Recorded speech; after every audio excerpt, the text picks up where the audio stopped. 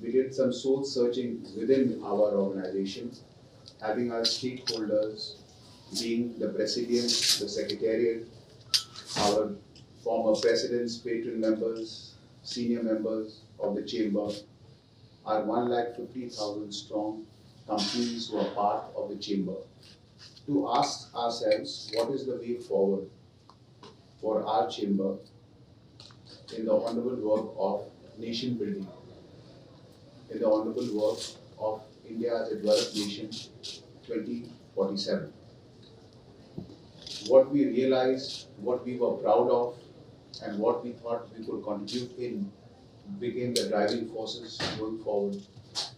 And today's interaction with the media is probably the first not to make an announcement, but to request all present here that to become a stakeholder along with us to open dialogue.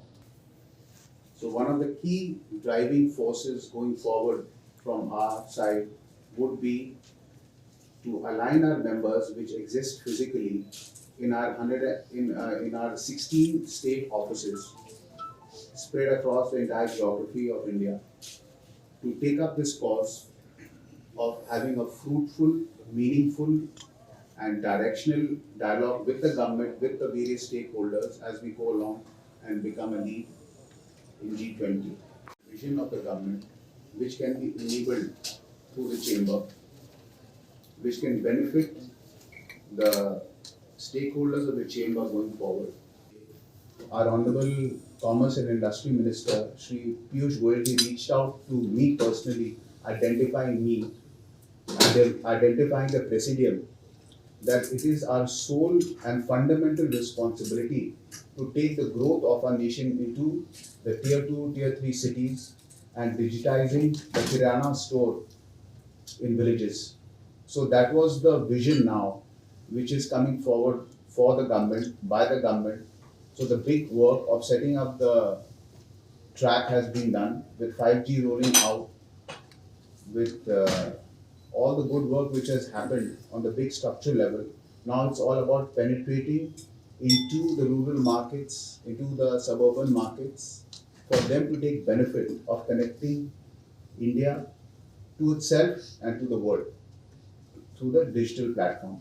So we are going to be focusing a lot on that. Having said that, one of the key driving factors, what we would like to focus on PhD, has been our strength in international trade and commerce. We have taken pride in the fact that we are directly connected with more than 70 country missions in India. And we understand, and we are having one-on-one several interactions with their ambassadors, with their missions, with their trade bodies, to understand and discover what are the synergies which can be worked upon between both the nations going forward. To give you a small example, my personal interaction with 3 such missions, I realized that, for example, my interaction with the German delegation made us realize that Germany as a nation is aging. And they have several companies who are small and medium, which we have always known as the Mittelstand, the world's middle economy concept probably emanated from Germany. And most of their entrepreneurs or driving forces are becoming old, aged, and they do not have further leadership. They have reached out to us for their companies to get market access, for their companies to be bought out, for their companies to do trade with us. So even though the term sounds cliche, we would like to focus a lot on the international trade facilitation. And we are proud to announce that we have just set up a separate shop with that. And it will be powered by one of the leading consultant companies in India called Brand Thornton. So they will help to get the domain expertise to help both sides of the coin. And this international trade and facilitation desk primarily will try to help companies from both sides of the border to work together. I think the interest regarding India being very attractive has now slowly trickle down to real action happening with small and medium companies. They want to be a part of the Indian growth story, and Indian companies have come of age who want to grow and who want to expand. This concept emanated when we said to ourselves that every district of India should specialize in a product, and we came up with a thought leadership and a document which we shared with the Commerce Ministry and how we can take lead in 75 different products to 75 different districts. I think post-pandemic, we feel that the world has changed tremendously. As economies close themselves to the world, they open themselves to radically new opportunities. One of the most interesting of them being that within nations, within trade blocs, FTAs have become a rule going forward, where both nations are, or both trade blocs are discussing on a regular basis what could benefit each other's industry.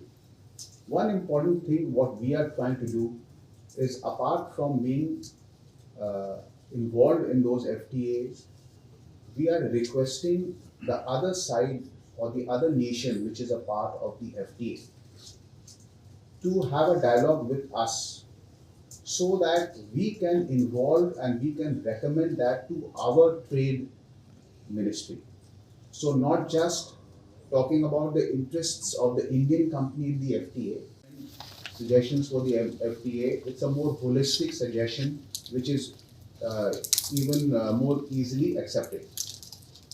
I think moving ahead, one of the most important things which have cropped up with the geopolitical crisis which is continuing in Europe is about sustainability.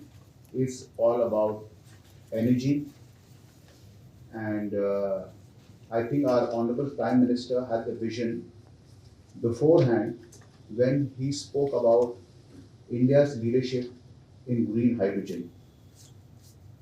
We were very quick to latch on to that, and we have had some tremendous conferences which have focused on green hydrogen propagation in the world.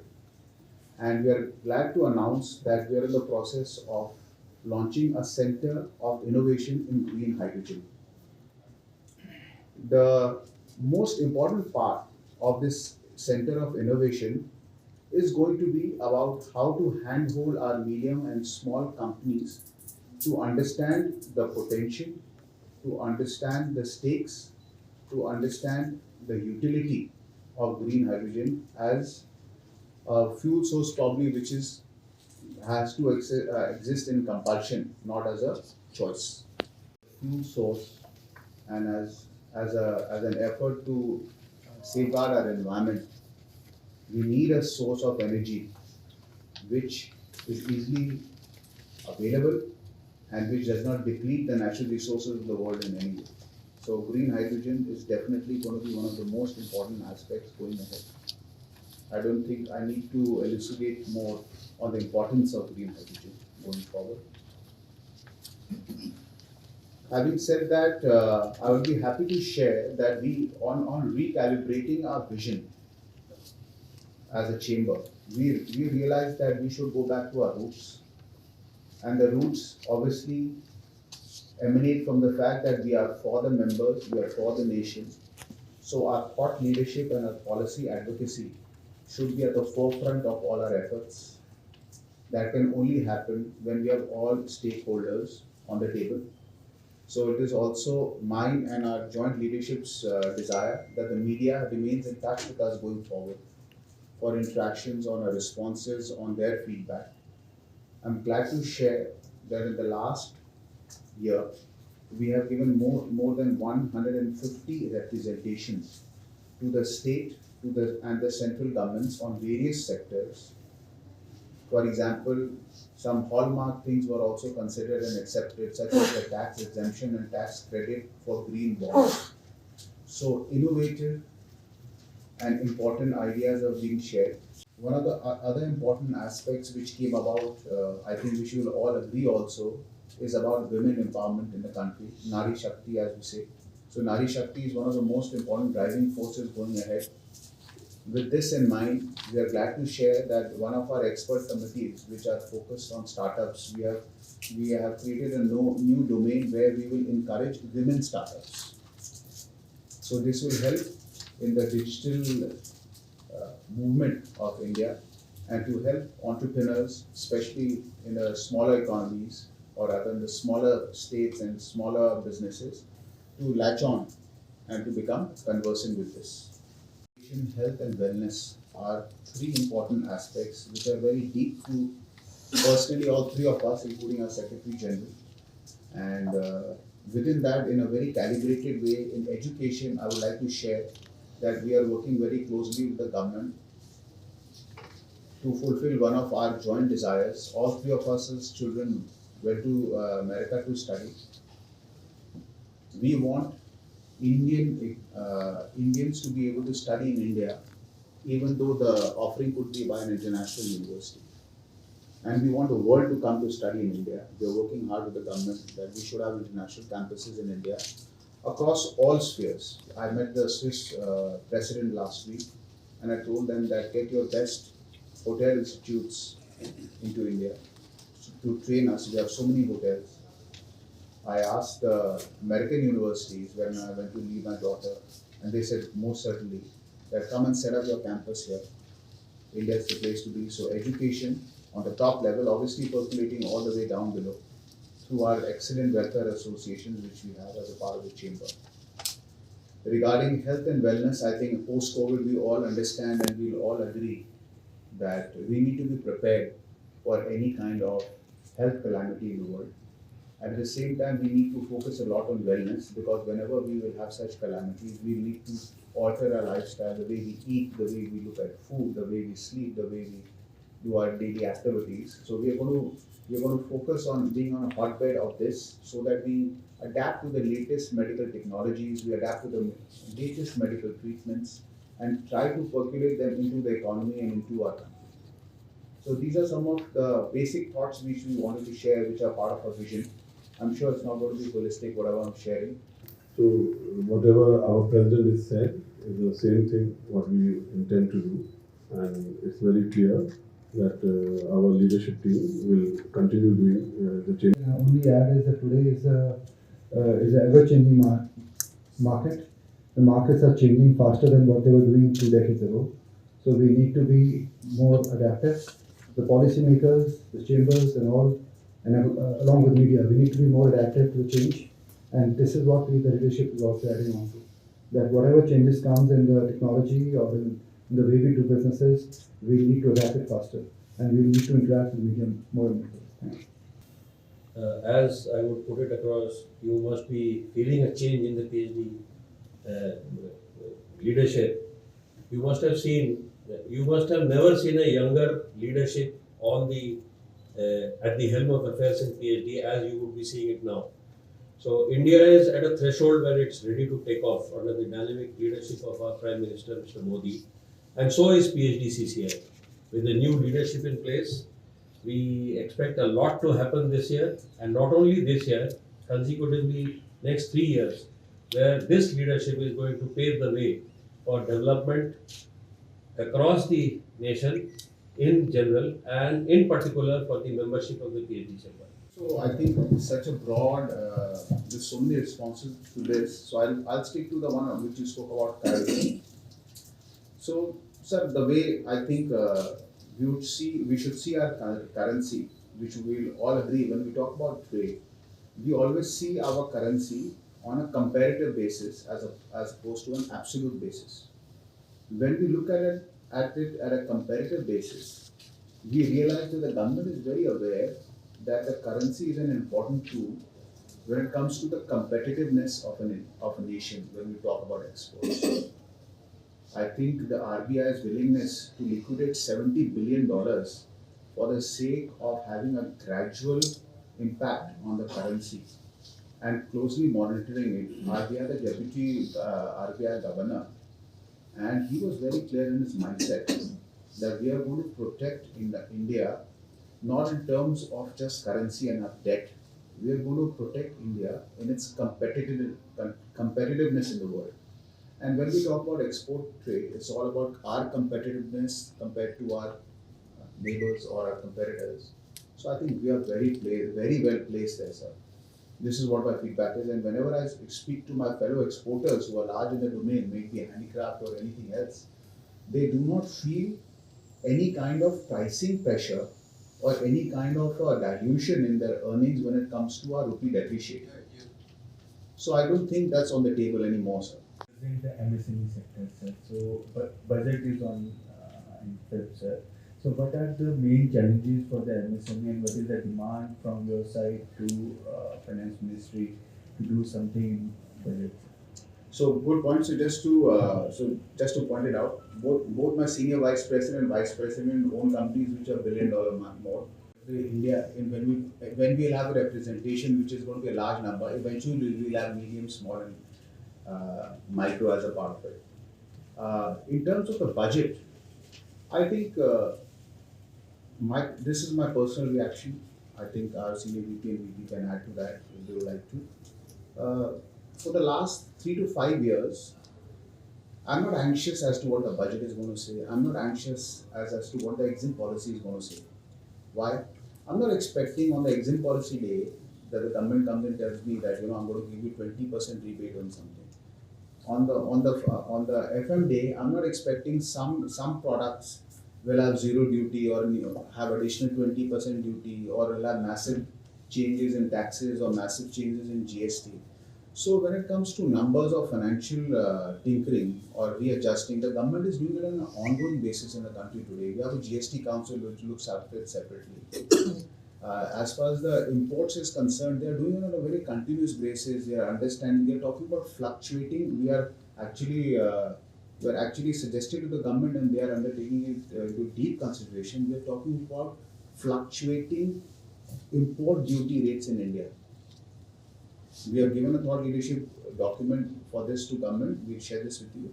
What we are saying is that some commoditized products, the government is saying that we'll see suddenly you hear on the news that wheat is being exported. Sometimes your wheat is not being exported.